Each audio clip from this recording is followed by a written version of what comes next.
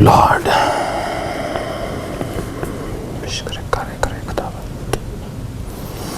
अपने हाथों को उठाओ। Thank you Jesus. खुदा बाप, तेरा पवित्र आत्मा आज तेरे लोगों को छुए और इन्हें ऐसी डिसिप्लिन्ड और ऐसी फायरफुल और ऐसी अनॉइंटेड लाइफ दे खुदावन, जैसे तू चाहता है। तेरा पाक रूह इनकी जिंदगी में कार्य करे। बाइबल कहती तेरे वचन के बिना, तेरे गहरे भेदों के बिना हम इस धरती पर कुछ नहीं कर सकते खुदावन। जब शैतान ने तेरी परीक्षा की, बाइबल कहती तू वचन के द्वारा तूने शैतान को हराया। आज तेरी टीचिंग, तेरा वर्ड इन लोगों के हृदयों में बैठ जाए खुदावन, अपनी पैठ बनाए खुदावन। तेरा पाक रूह खुदावन जो इन्हें वचन के भेद दे, वो हीलिंग को पैदा करे, डिलीवरेंस को पैदा करे, आजादी को पैदा करे खुदावन। तेरे जीवित नाम में मैं इन्हें आशीषित करता हूं। प्रभु यीशु मसीह के पवित्र और सामर्थी नाम में मैं मांगता हूं। आमीन, आमीन। God bless you all. Happy March सबको। परमेश्वर की उसकी ब्लेसिंग, उसका मसा इस फुल मार्च आपकी लाइफ में हमेशा बना रहे। एक वचन मैं पढ़ूंगा, आप उसे सिर्फ सुनेंगे, बाद में आप उसे पढ़ लेना अपनी बाइबल से। यह वचन है न्यायियों की पुस्तक 19 बाब, उसकी 18 आयत से मैं पढ़ूंगा। ये एक व्यक्ति के बारे में जो लेवी था,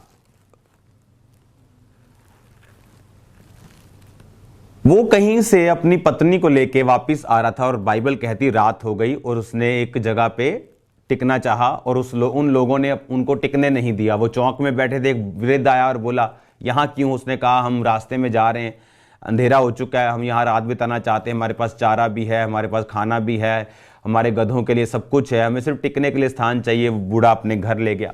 जब बूढ़ा अपने घर ले गया तो वो बिन्यामीन का गोत्र था।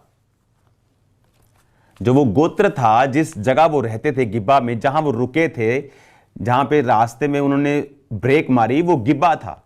गिबा जो था वो बिन्यामीन का एरिया था। बिन्यामीन यानी इज़राइल के गोत्रों में से एक गोत्र बिन्यामीन, जिस गोत्र से शाऊल राजा निकला था, उस गोत्र की मैं बात कर रहा हूं। वो गोत्र के लोग वहां पे रहते थे। और बाइबल क्या कहती 21 आयत में, तब वह बूढ़ा उसको अपने घर ले चला और गधों को चारा दिया और पांव धोकर वो खाने पीने लगे। जब वे अपने हृदयों को आनंदित कर रहे थे तो नगर के निकम्मे समलैंगिक पुरुषों ने उनको घेर लिया और द्वार को खटखटाकर घर के उस बूढ़े स्वामी से कहने लगे, जो पुरुष तेरे घर में आया है उसे बाहर ले आ कि हम उससे संभोग करें। वह पुरुष घर के स्वामी ने उनके पास बाहर जाकर उनसे कहा, नहीं है मेरे भाइयों, नहीं, मैं तुमसे विनती करता हूं ऐसा दुष्ट कर्म ना करो। वो पुरुष मेरे घर पे आए हैं, उनसे ऐसी मूर्खता मत करो। देखो, अब जो बिन्यामीन के गोत्र था, उन्होंने बाइबल कहती व्यभिचार किया और वो पुरुष उस आए हुए आदमी से गलत काम करना चाहते थे और वो वृद्ध बोला कि मत करो ऐसा। और बाइबल कहती है जो औरत उनके पास थी, उन्होंने औरत को बाहर धकेला और वो औरत के साथ उन्होंने रेप किया और वो औरत सुबह मर गई। और जब आप इस स्टोरी को आगे पढ़ते हैं, वो उस व्यक्ति ने, जिसकी वो औरत थी, उसको 12 टुकड़े किया उस लाश को, और 12 टुकड़े करके इज़राइल में भेज दिया। जब इज़राइलियों ने देखा कि ऐसी लाश के 12 टुकड़े, उनको बड़ी घृणा आई कि ये किसने किया। और जब बुलाया गया उसको तो उसने कहा कि ये तुम्हारे बिन्यामीन के गोत्र ने किया। और बाइबल कहती जब इज़राइलियों ने फैसला कर लिया कि हम इसका न्याय करेंगे, और उन्होंने बिन्यामीन गोत्र को मैसेज भेजा कि जितने लुच्चे लोग जिन्होंने ये कर्म किया उन्हें हमारे हाथ में सौंप दिया जाए ताकि हम उनको मृत्यु दंड दे सकें। उन्होंने कहा कि नहीं, हम इसे तुम्हारे हाथ में नहीं देंगे। और बाइबल कहती है इज़राइल के गोत्रों ने यह फैसला किया कि वो जाकर बिन्यामीन के खिलाफ लड़ेंगे। और बाइबल कहती 400-500 व्यक्ति बिन्यामीन के गोत्र में से ओनली जेंट्स के अलावा सारे बच्चे, सारी लेडीज, सारे बंदे, सारे तलवार चलाने वाले, सेनापति, शूरवीर, एवरीबॉडी डेड, सब मर गए। इजराइलियों ने मार दिया और इजरायली खुद रोए और प्रभु के सामने रोए कि इजराइल में से एक गोत्र की घटी हुई है। और फिर उन्होंने तकरीब जब ऐसा हो गया और उसके बाद फ्यूचर में उन्होंने औरतों को मंगवाया और उन 400 बंदों को दिया ताकि बिन्यामीन का गोत्र है जो वो बचा रहे। एक गोत्र नाश हो गया, उसका रीजन था व्यभिचार। कि परमेश्वर जब एक व्यभिचारी को देखता है वो उसको डिस्ट्रक्शंस की आईज के साथ देखता है। एक व्यभिचार करने वाला व्यक्ति कभी भी अपनी लाइफ में पकड़ महसूस नहीं कर सकता, पकड़ बना के नहीं। वो बड़ा बिजनेस कर सकता है लेकिन उसे मेंटेन नहीं कर सकता, बड़ी मिनिस्ट्री कर सकता है, मेंटेन नहीं कर सकता। वो बड़े काम कर सकता है पर उसको लगातार वो कर नहीं पाएगा, गिर जाएगा, वो गायब हो जाएगा। वो क्यों? हाउ गॉड थिंक्स, परमेश्वर कैसे सोचता है। वो चाहता है कि हम जिस तरह उसने हमें बनाया था, अपने स्वरूप में, अपनी ही महिमा में, अपने साथ संगति करने के लिए परमेश्वर चाहता है, गॉड थिंक्स, कि हम उसी रीति के साथ परमेश्वर के साथ रहें। जब हम परमेश्वर के वर्ड को ब्रेक करते हैं, अपने शरीर की बात को सुनते हैं, अपने इमोशंस को हावी होने देते हैं।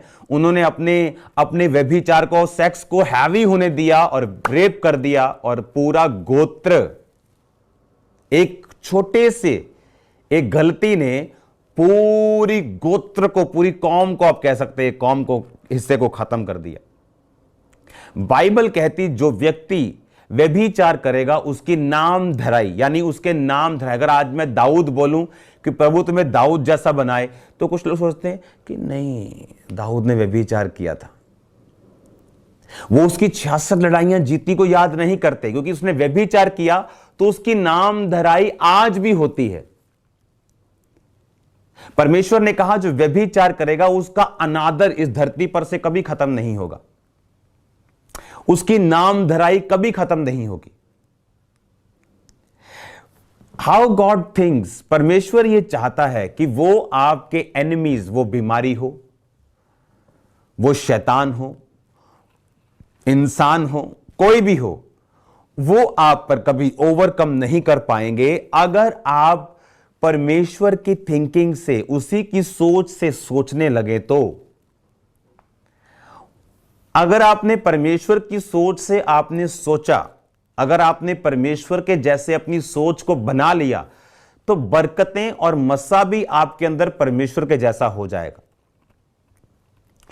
इस दुनिया में जो रियली प्रॉफिट्स हैं, जो रियल हैं, जो असली अपोस्टल्स हैं, जो असली प्रभु के दास हैं, उन्हें बरकतों के लिए प्रार्थना करने की जरूरत नहीं पड़ती। उन्हें मालूम है हमारा काम परमेश्वर के जैसा बनना, अपनी जिंदगी की कमियों को खत्म करना, अपनी लाइफ में परमेश्वर के जैसे काम करते हुए सिद्ध होने की कोशिश करके सिद्ध होना, और उसके बाद उन्हें मालूम है कि दुनिया की सब वस्तुएं हमें पीछे पड़ के मिलेंगी। जब हमें परमेश्वर की थिंकिंग समझ आने लगती है, जब हमें परमेश्वर की सोच समझ आने लगती है, हम कभी भी सेम नहीं रहते। हमें यह मालूम होने लगता है कि परमेश्वर मेरी लाइफ में क्या सोचता है, मैं जिस सिचुएशन में हूं परमेश्वर कैसे सोचेगा उसमें। अगर जीसस क्राइस्ट होते तो क्या करते। आपको मैंने एक छोटी सी स्टोरी बताई है बाइबल से। यह न्यायियों की पुस्तक 19 बाब में आप पढ़ सकते हैं, और उसके बाद उनका जो अंत हुआ 20 बाब में आप उनका अंत भी पढ़ सकते हैं कि किस तरह परमेश्वर ने इज़राइल को और उसके बाद इज़राइल के गोत्र यहूदा को इस्तेमाल किया उन पर चढ़ाई करने के लिए। और ऐसा क्यों हुआ? शरीर के कामों के कारण। बाइबल कहती शरीर के अनुसार चलोगे तो मरोगे। मरोगे फाइनेंस में, मरोगे स्पिरिट में, मरोगे सेवकाई में, मरोगे लाइफ में, सब तरफ डेथ होगी। तब वो समझ नहीं आएगी, तब तो वो मजा आ रहा है जैसे उन बंदों ने मजे लिए। उसके बाद उनकी वाइफ्स, उनके बच्चे, उनकी बहनें, उनकी माएं, सब ने सफरिंग को सहा, सब मरे। इसीलिए अगर हमें मालूम हो कि परमेश्वर कैसे सोचता है, और शैतान साइलेंट टाइम में ऐसे गुनाहों और पापों के साथ वो एंटर करता है ताकि वो कब्जा कर सके आपकी डेस्टिनी के ऊपर, और परमेश्वर इसी होलीनेस को यूज करता है उस योजना को पूरा करने के लिए जो परमेश्वर आपकी जिंदगी में जो सोचता है, जो उसने सोची हुई, जो उसने आपके लिए रखा हुआ है। अगर आज बिलीवर अपनी लाइफ में पवित्रताई, अपनी लाइफ में होलीनेस को, अपनी लाइफ में प्रेयर्स को अगर हम अपना लें, आप एक शैल में फिर जिएंगे। दुनिया में क्या हो रहा है आपको इफेक्ट नहीं करेगा। लोगों को मास्क लगाना बड़ी बात लग रही थी, हाय मास्क लग गया, सांस नहीं आ रहा, मास्क लग गया। अब न्यूक्लियर वॉर के दौरान अमेज़न पे वो न्यूक्लियर मास्क बिकने शुरू हो गए जो गैसेस से बजाते, जहां आदमी एलियन लगता है, ऐसे मास्क हैं वो। हम कहां जा रहे हैं? इस समय आपको परमेश्वर की जरूरत है। परमेश्वर में हम सेफ रहेंगे, हम बचे रहेंगे, हम सुरक्षित रहेंगे, हम ब्लेस्ड होते रहेंगे। अकाल और लड़ाइयां दुनिया में होती आई हैं, पर परमेश्वर अपने लोगों को उनके दौरान भी ब्लेस करता रहा है। बाइबल कहती, एलिया कहता है, मैं वो परमेश्वर जिसके सामने मैं दिन रात उपस्थित रहता हूं। अगर आप प्रभु के सामने दिन रात उपस्थित रहेंगे तो बाइबल कहती कौवे उसको दिन, सांझ और सुबह को मांस और रोटी लाके देते थे। मांस और रोटी सिर्फ राजा की रसोई में बची थी। बाकी लोग तो सिर्फ सिंपल रोटी खा लें तो बड़ी बात थी। वो शाही भोज सिर्फ राजा की रसोई में पकता था और कौवे वहां से लेके एलिया को देते थे। आसपास क्या हो रहा है उसको मतलब नहीं था, लेकिन एलिया जब अकाल से निकला तो उसका वजन बढ़ा हुआ था। जैसे अभी थोड़े दिनों से मेरा बढ़ गया, मैं फिर कम कर रहा हूं। हालेलुया। अब फिर मैं कर रहा हूं, कम हो जाएगा। दिसंबर से वो थोड़ा सा बढ़ा, थोड़ा ध्यान नहीं दिया, काम ज्यादा था। हालेलुया। तो आपने ये बात को समझना है कि मुझे अपनी लाइफ के चारों ओर जो धूम धड़ाक, जो डिस्ट्रैक्शन चल रही है, मुझे एक समय रखना है जहां मैं परमेश्वर के जैसा सोच सकूं, उसके जैसा बन सकूं, जहां मैं परमेश्वर के अनुसार कार्य कर सकूं, परमेश्वर की महिमा के लिए कुछ कर सकूं। और याद रखो, ये टीचिंग मैं कल कंटिन्यू करूंगा, हाउ गॉड थिंक्स। और कल मैं आपको एक गहरे भेदों में लेके जाऊंगा। इब्रानी भाषा की बाइबल से कल पढ़ेंगे। मेरे पास जो बाइबल है ये इसमें इब्रानी भी है, इसमें काफ़ी चीज़ें हैं। तो कल हम फिर मिलेंगे दोपहर के समय, टाइम मैं नहीं जानता। और आज रात को प्रेयर माउंटेन पे स्पेशल प्रेयर होगी। इनवाइट करो लोगों को, इनवाइट करो। आज हमें प्रार्थना करनी है, दुनिया के लिए प्रार्थना करनी है, आपके लिए प्रार्थना करनी, बीमारों के लिए प्रार्थना करनी। लोग प्रेयर माउंटेन की प्रार्थना से फाइनेंशियली ब्लेस्ड हो रहे हैं, जॉब्स की, उन्हें प्रमोशंस के साथ, जॉब्स के साथ वे ओपन हो रहे हैं, रास्ते ओपन हो रहे हैं, पवित्र आत्मा से लोग भर रहे हैं। सो मेनी डिफरेंट टेस्टिमनीज परमेश्वर दे रहा है प्रेयर माउंटेन के दौरान।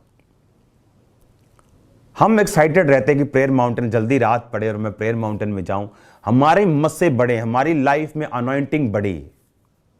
और जो पास्टर्स इसके साथ जुड़े हुए हैं, जो लोग इसके साथ प्रार्थना कर रहे हैं, आपकी प्रार्थना कभी सेम नहीं रहेगी, आपकी लाइफ सेम नहीं रहेगी, स्पिरिचुअल लाइफ सेम नहीं रहेगी, जिंदगी बदलाव बड़े बड़े होंगे यीशु मसीह के नाम में। सुबह को आप बाइबल सुन रहे हैं, शाम को आप मेरे साथ प्रार्थना में हैं, तो ये प्रेरितों के काम वाली कलीसिया बन गई। वो भी सुबह प्रार्थना शाम वचन, अभी हम सुबह प्रार्थना शाम वचन, सुबह वचन शाम प्रार्थना। कॉन्ग्रेचुलेशन आपको। मैं कोशिश करूंगा जो सुबह की जो टीचिंग है उसे एक समय पे मैं दूं, ताकि सब लोगों को मालूम हो कि इस समय हमें वचन को सुनना है, इस समय हमें टीचिंग को सुनना है, बाइबल को सुनना है।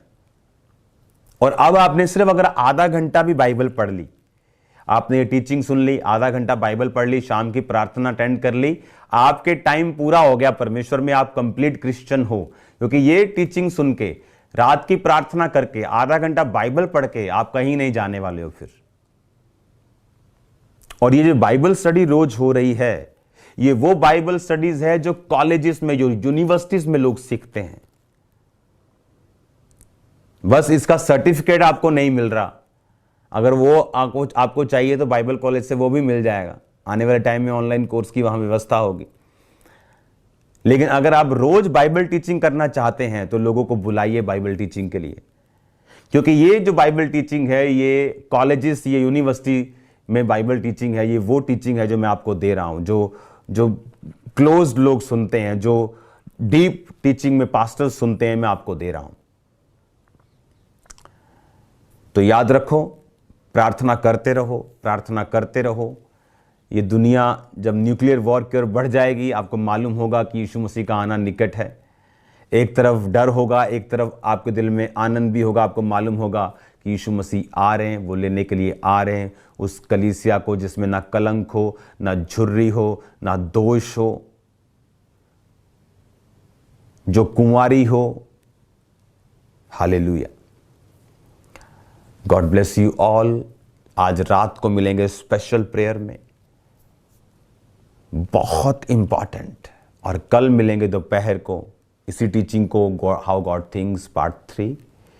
क्योंकि ये पार्ट्स 10-15 नहीं, ये लंबा चलेगा, क्योंकि ये बाइबल स्टडी है। तो बाइबल स्टडी में जो सब्जेक्ट्स होते हैं वो बहुत लंबे होते हैं। इन्हीं स्टडीज़ में मैं आपको बताऊंगा कितने तरह के प्रॉफिट्स बाइबल में थे, और परमेश्वर ने किन किन से आज तक डायरेक्ट बात की है और क्यों की है। बहुत सारे विषय हैं जो आप इन्हें सीखेंगे, बहुत सारे विषयों को। तो इनको कॉपी पेन लेके नोट करके रखो, इनके नोट्स बनाओ, इनको लिखो।